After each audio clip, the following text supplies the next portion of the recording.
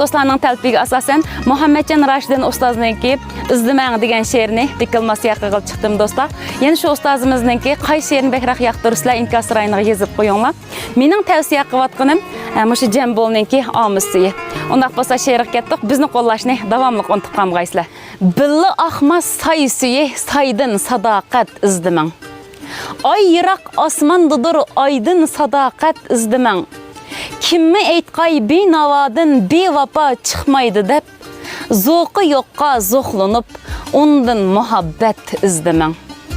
Ahli ulpat bo'lskim başlançı men baqqa uni. Yarı dost tutmay tiriklikdan halavat izdiməng. Yaz ko'ngillardan bahar izdashga haqliq har kishi.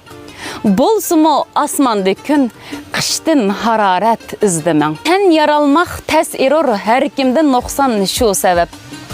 O'zgalarga zan silib nuqson jarohat izdiməng.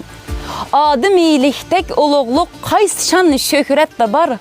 Bo'ls sizda adamiylik, o'zga omad izdiməng.